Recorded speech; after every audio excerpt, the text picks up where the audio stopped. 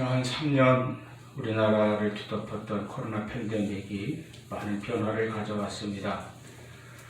어떤 분은 무슨 문명사적 전환기를 맞이했다 이렇게까지 표현했는데 그건 좀 너무 나은 것 같고, 어쨌든 많은 우리 생활에 변화를 가져온 것은 사실입니다. 대표적으로 이제 서로 모임이나 만남 같은 것을 최대한 거리두기로 이렇게 자제하다 보니까 재택근무가 일상이 되고, 학생들은 또 대면 수업으로 수업을 대체하는 그런 것들이 있었죠. 그렇게 지내다 보니까 이게 또 은근히 편한 거예요. 그동안 사회생활과 인간관계에 피로감에 젖어 있었던 현대인들에게 좀 일종의 해방감을 가져다 준 것도 같습니다.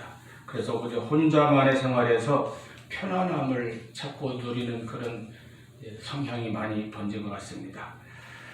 모든 걸 배달 주문으로 다 해결할 수 있고, 어떤 모임에도 일부러 가지 않아도 되고, 그래도 별로 흉 잡히지 않는 그런 시대가 되니까 이게 더 좋다. 그래서 이제 거리두기가 다 해제됐지만은 여전히 어떤 모임이나 만남을 기피하고 꺼리는 그런 사람들도 상당하다는 것입니다. 학생들 경우에 대면 수업을 선호하는 그런 응답이 훨씬 높다고 하는 그런 조사도 있었어요.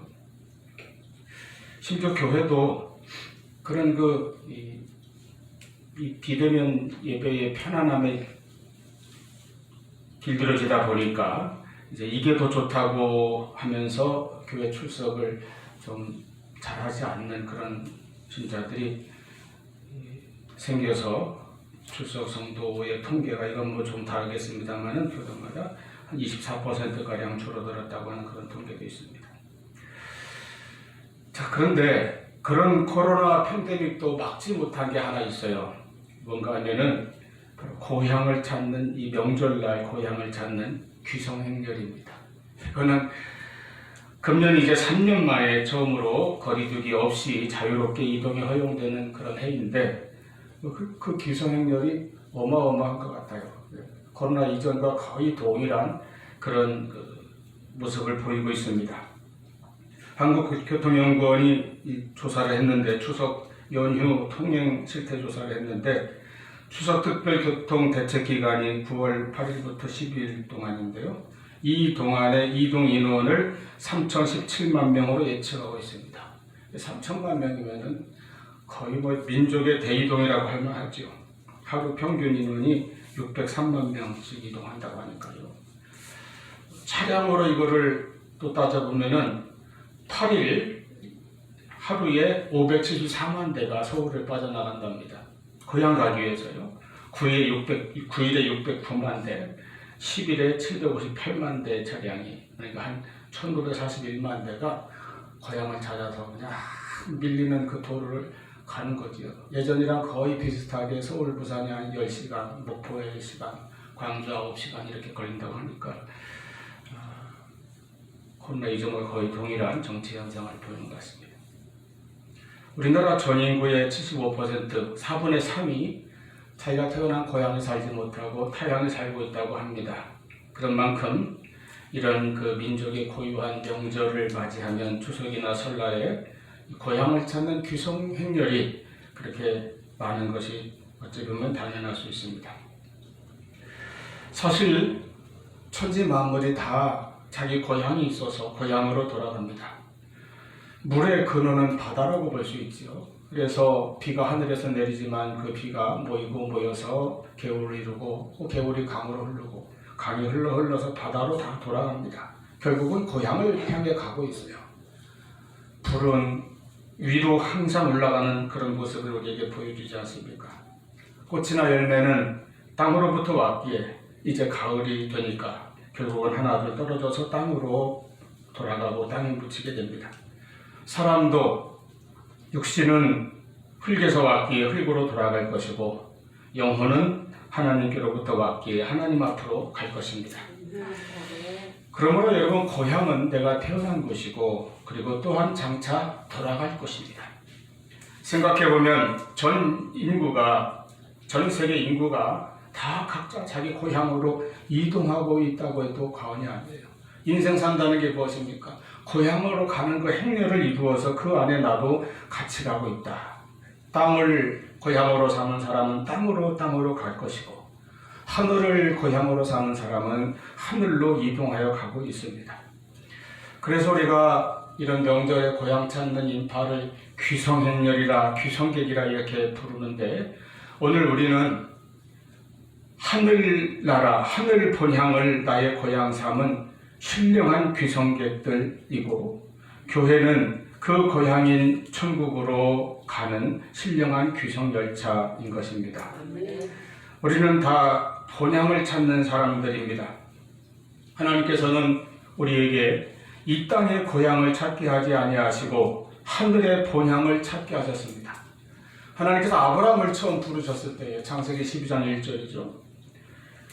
그를 나그네로 만드셨습니다. 여호와께서 아브라함에게 이르시되 너는 너의 본토 친척 아비집을 떠나 내가 네게 지시할 땅으로 가라.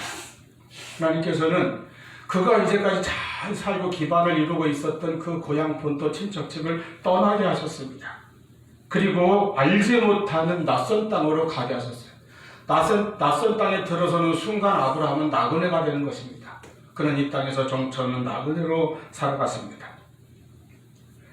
고향을 떠나게 하신 하나님 말씀을 따라 아브라함은 믿음으로 순종하여 약속의 땅을 향해서 나갔던 것입니다. 그리고 나서부터는 그 약속하신 그 땅이, 장착할 그 땅이 아브라함에게 고향이 되었습니다. 이것이 더 나은 본향입니다. 이와 같이 고향 본토를 떠나온 아브라함과 이삭과 야곱은 자기들이 나온 그곳으로 돌아가려고 하지 않았어요. 흉년이 들고 기근이 닥쳐오고 한다고 해서 고향 땅으로 돌아가려고 하지 않았습니다. 오직 하나님께서 약속하신 곳을 바라보면서 나아갔습니다. 그래서 이브리서 기자는 오늘 본문 15절 16절 말씀에 저희가 나온 바 본향을 생각하였더라면 돌아갈 기회가 있었으려니와 저희가 이제는 더 나은 본향을 사모하니 곧 하늘에 있는 것이라.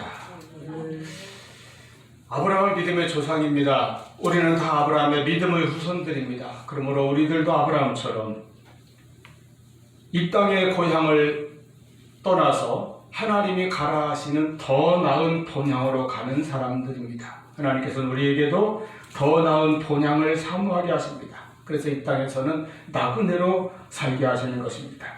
18절 이 사람들은 다 믿음을 따라 죽었으며 약속을 받지 못하였으되 그것들을 멀리서 보고 환영하며 또 땅에서는 외국인과 나그네임을 증언하였다. 이렇게 말씀하였습니다. 우리도 이 땅에서는 나그네로 살아가고 있습니다. 이 세상에 살아가지만 이 땅에서 영원히 사는 것이 아닙니다. 언젠가는 하나님께서 부르시는 곳으로 돌아가야 할 것입니다. 그러므로 오늘 우리가 알아야 할 것은 이 땅의 인생 길은 결국은 나그네의 길이라고 하는 사실입니다. 여러분, 나그네들은 내가 어디서 왔고 지금 여기에 무엇하러 왔으며 앞으로 어디로 갈 것인가를 알고 가야 합니다. 여러분은 이 질문에 어떻게 대답할 수 있습니까? 우리는 하나님께서 창조하셔서 이 땅에 나게 하셨고 하나님께서 우리를 보내셨어요. 그리고 하나님의 뜻대로 하나님을 위하여 살기 위해서 왔으며 장차 하나님 나라로 돌아갈 것임을 분명히 알고 살아가는 우리 모두가 될 수 있기를 바랍니다. 하나님은 나그네 하나님이시요 우리는 이 땅의 나그네들입니다.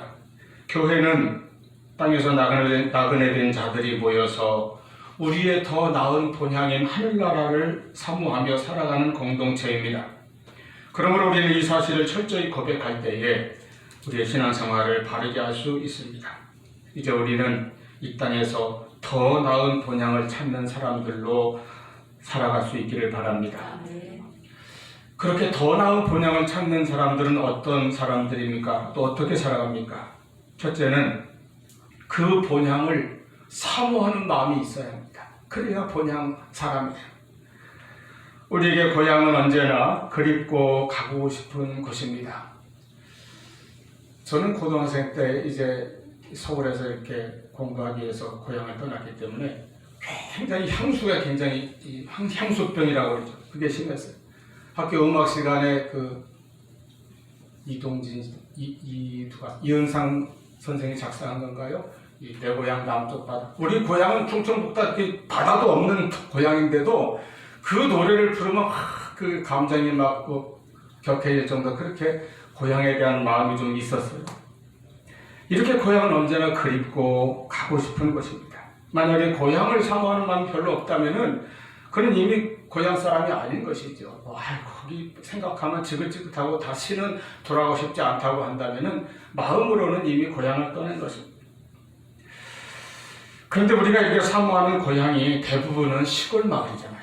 그래서 막상 가보면 지금 우리가 살고 있는 이런 대도시와 비교해 볼 때에 문화시설이나 여러 가지 편의시설이나 이런 것들이 비교할 수 없이 낙후되었거나 불편한 것이 굉장히 많이 있어요. 그렇잖아요. 그런데도 우리가 그 고향을 그렇게 사모해요. 가서 거기가 더 안락하고 살기 좋고 화려하고 어디가 좋은 것이 있어서 그런 것이 아닙니다. 훨씬 불편하고 훨씬 더 낙후됐음에도 불구하고 그렇게 고향을 사모해요. 그래서 그런가 아이들은 부모님 따라서 부모님의 고향 가는 거 별로 안 반가울 때도 있어요. 왜? 자기 고향은 아니거든. 자기는 서울에 있는 무슨 산부인과에서 났는데 거기 아무 생각이 없어요. 가봐야 이거 불편하고 에어컨도 잘 안 되고 무엇보다 와이파이가 안 터지고 얼마나 답답하겠어요. 여러분, 이렇게 자기가 태어난 곳이 고향이고 그 고향을 그래서 그리워하는 거예요. 제가 대학 4학년 때 제주도로 졸업여행을 갔는데 그 당시에는 서울에서 기차를 타고 목포까지 간 다음에 목포에서 배를 타고 밤새 제주도를 갔습니다.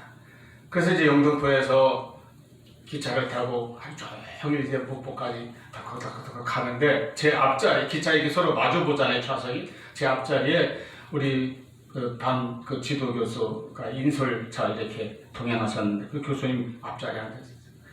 역사학을 정말 전형적인 신사입니다. 아주 신사예요. 근데 그분이 이렇게 앉아서 이렇게 가다가 이 기차가 호남선으로 쭉 가다 익산을 지나면서부터 갑자기 뭔가 상기된 표정으로 흥분해져가지고 목을 빼고 창밖을 연신 두리번거리더니 저를 부르더니 바로 저기가 내 고향이라고. 함렬점 지나가는데 그 시골 초라한 동네를 가리키면서 좀 빛이 나고 난 그런 점잖은 양반이 그렇게 흥분하는 걸 처음 봤거든요. 고향이 그런 것입니다. 우리 육신의 고향은 내가 태어나고 자란 곳, 그래서 항상 그리운 것입니다. 가고 싶은 곳이에요. 그런데 우리 영적인 고향은 또 어떻습니까? 물론 내가 하나님께서 지으셨기 때문에 하늘이 나의 본향이에요. 그런데 거기에 더하여 우리가 장차 돌아갈 곳, 우리가 앞으로 갈 곳, 그래서 나의 고향입니다. 그래서 우리는 영적인 고향, 하늘 본향, 천국을 더욱더 사모하며 살아가는 것입니다. 우리의 신앙생활은 천국을 사모하는 데서부터 시작되는 거예요. 이 천국을 사모하는 마음이 없이 그냥 신앙생활하는 사람들은 이 땅의 것을 다 거두려고 신앙생활하는 것에 불과할 수 있습니다. 여러분, 지금 마음 깊이 무엇을 사모하고 있습니까? 내가 간절히 사모하는 그것이 나의 신앙입니다. 교회에 앉아있으면서도 머릿속으로 어떤 무슨 물질적인 거, 무슨 아파트, 무슨 회사 일, 부동산 이런 거 생각하면 그게 내 신앙이에요. 우상이 왜 우상입니까? 밤낮 사모하는 것이기 때문에 우상이에요.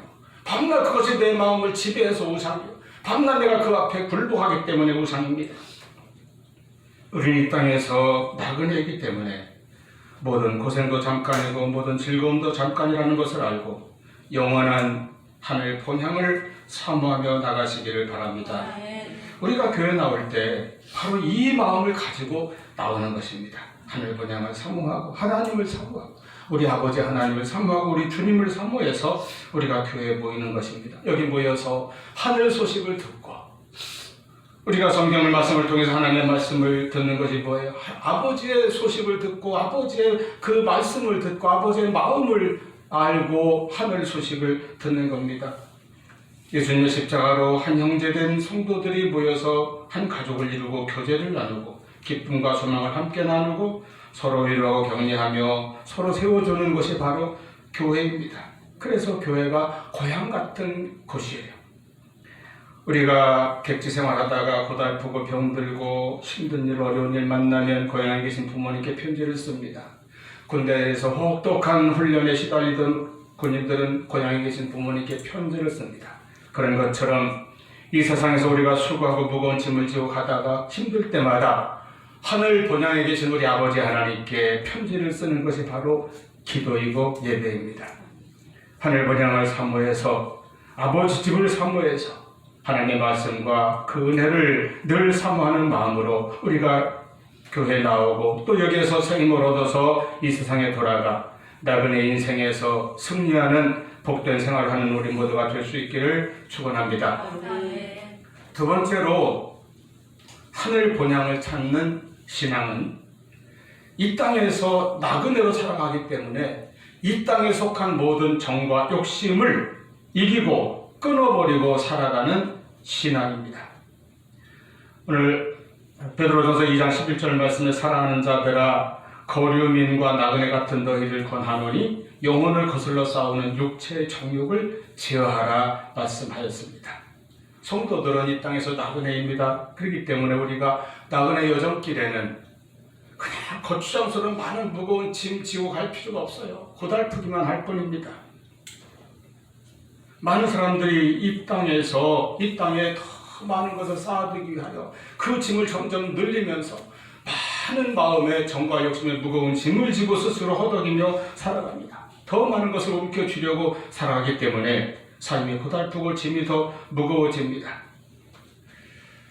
이제 아주 오래된 역사가 됐습니다만 이제 베트남이 남북으로 우리나라처럼 이렇게 갈라져서 치열하게 몇 년 전쟁을 하지 않았어요. 그 전쟁에서 결국은 이제 북월맹 측이 승리를 거두고 이제 우리가 월남이라고 부르던 남측이 이제 패배를 하면서 많은 그 베트남 사람들이 고국을 떠나서 뭐 쪽배 하나 타고 여기저기 망명 신청하러 다니는 보트피플이 그때 처음 나왔습니다. 그때 이 남부 지역의 한 지역의 유지고 부자이던 사람이 그동안 물론 부정 축제도 있었겠죠. 온갖 수단 방법으로 다 긁어모은 재산 다 처분해가지고 배에 가득 싣고 일가족이 또 돈으로 매수한 그런 사람을 고용해가지고 이제 빨리 피신하려고 밤새 이제 그 배를 서로 힘을 합해서 저었대요. 그런데 아침에 호원이 동이 트고 보니까 그 배가 그 자리에서 뱅뱅 돌고 나가지 못하고 있는 거예요. 보니까 그 배를 단단히 묶어놓았던 그 줄을 끊어버리지 않은 채 계속 너만 힘겨워졌던 것이죠. 온갖 재산 다 처분한 거 금으로 바꿨든지 뭘 바꿨든지 배에 가득 실어놓고 결국은 다시 잡혀갔습니다. 끊어버리지 못하면 나갈 수 없습니다. 정과 욕심을 끊어버리지 못하면 우리가 하늘 방향으로 가는 길이 너무 무겁고 고달픕니다. 우리가 이 땅에 속한 모든 탐욕과 정욕으로부터 자유로워질 수 있기를 바랍니다. 그래야 하늘 가는 우리의 길이 가볍고 우리의 신앙생활이 행복한 신앙생활이 될 것입니다. 세상이 갈수록 편리해지고 우리에게 감각적인 그런 말초적인 즐거움을 끊임없이 제공해 줍니다. 그리고 물질적으로 풍요롭고 만족감을 줍니다. 그러다 보니까 오늘날 모든 사람들이 이 세상이 너무 좋아져가지고 세상 사는 것이 너무 좋은 거예요. 그래서 하늘을 멀리하는 천국을 아예 사모하지도 않는 그런 영적 상태에 더 갈수록 빠져들고 있는 것도 같습니다. 때로 우리에게 닥쳐오는 여러 가지 이제 고난이 있습니다. 지금 우리가 겪고 있는 코로나19 같은 대대적인 어떤 전염병의 기승이 세계를 휩쓴다든지 태풍이나 홍수, 지진, 해일, 기근 같은 자연재해가 닥쳐올 수 있습니다. 전쟁과 폭력의 소식이 들려올 수도 있습니다. 경제위기 상황이 세계를 덮칠 수도 있습니다. 이런 소식들은 때로 우리를 위축시키고 마음을 무겁게 하며 심하면 근심과 두려움을 가져다 줄 것입니다. 그런데 좀 달리 생각을 해보면 우리가 그동안 이 세상에 너무 많은 애착과 미련을 가지고 살아가기 때문에 그런 세상에 대한 정과 욕심을 좀 끊어내라고 때로는 우리를 일깨우시는 하나님의 섭리로 우리가 들을 수도 있어야 할 것입니다. 여러분, 이 세상은 영원하지 않습니다. 우리가 가야 할 곳은 우리의 본향 천국이라는 사실을 늘 기억하시기를 바랍니다. 성도는 이 땅에서는 나그네 같은 자요, 영적으로는 신령한 고향을 사모하는 그 열정과 그 소망이 늘 있어야 합니다.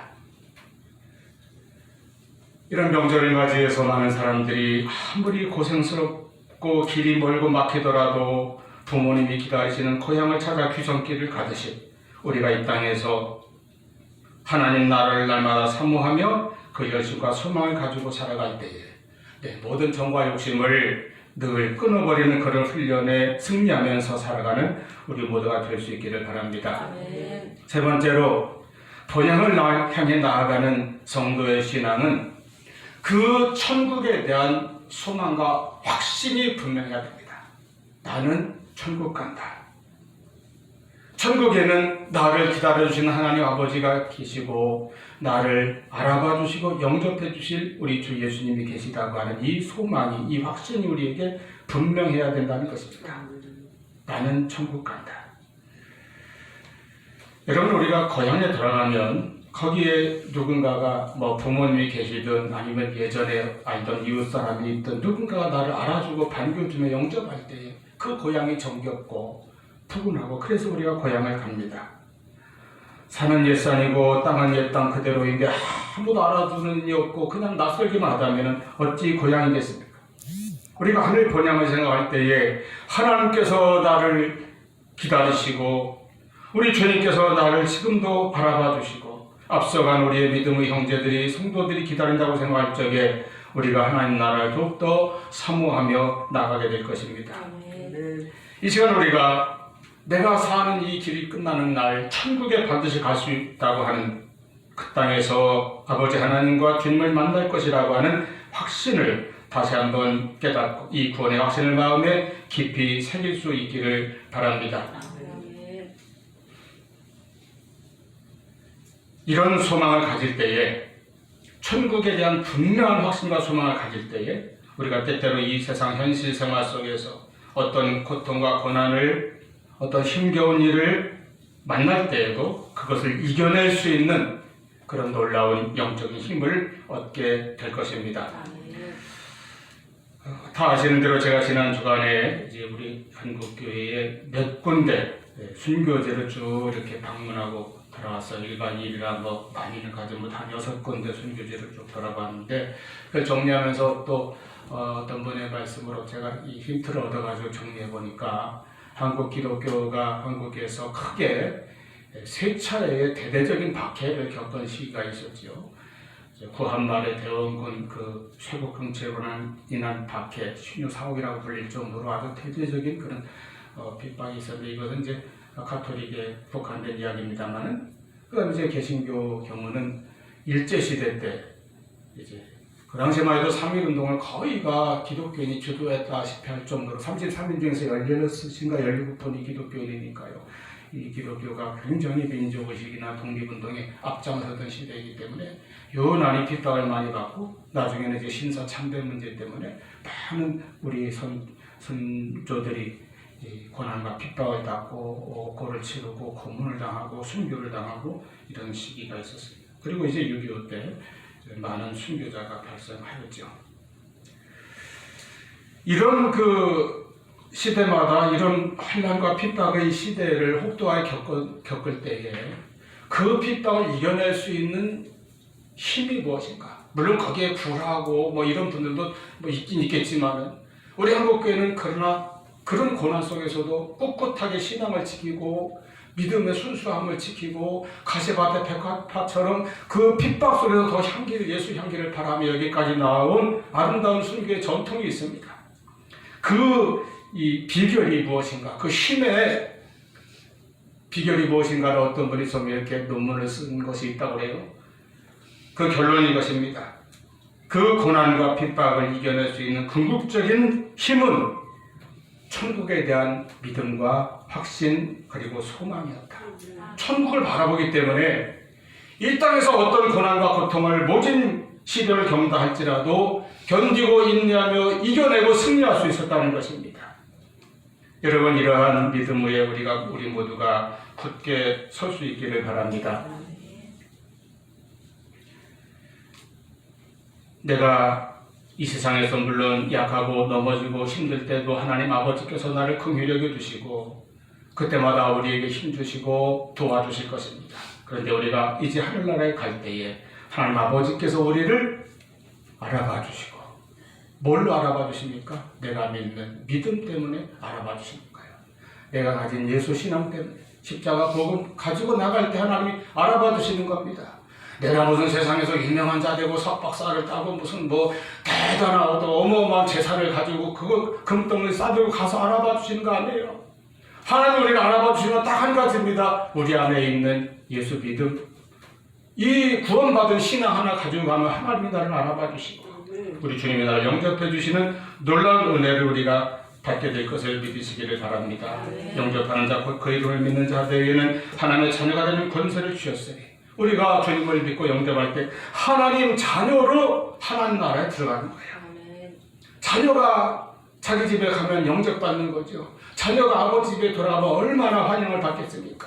둘째 아들이 허랑방탕하게 거지가 되어서도 아버지의 그 환영과 환대를 받았는데 우리가 이 땅에서 신앙생활 하다가 하나님께 갈 때 얼마나 하나님께서 우리를 받아주시고 영접하시겠습니까? 이런 믿음을 가지고 살아갈 수 있기를 바랍니다. 제가 이 내용을 소개할 때 좀 목이 안 메었으면 좋겠는데, 나는 천국 간다, 이런 글귀를 제가 이번에 읽었어요. 저 전라남도 영광에 가면은 영산교회라는 게 장로교회예요. 거기에 순교비가 있습니다. 77명의 그 교회 성도들이 순교한 거예요. 제일 작은 아이는 5살. 그 교회 목사님까지 순교해요. 한꺼번에. 그 순교비의 제목이 우리는 천국 간다. 어떤 시를 쓰는 목사님이 썼는데 그 제목을 그렇게 쓴 이유가 있어요. 그날 밤에 이제 성도들을 공산당이 처형하려고 끌고 가는데, 저 수문 앞으로 끌고 가는데 거기에 그 김만호 장로, 박규덕 권사의 딸 넷이 같이 끌려갔다 합니다. 15살이 딸이 3살짜리 동생을 업고 가는 거예요. 동생이 칭얼대니까 깜깜한 밤에 무섭잖아요.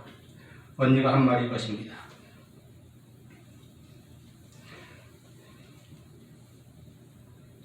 울지 마라, 우리는 지금 천국을 가는 것이다.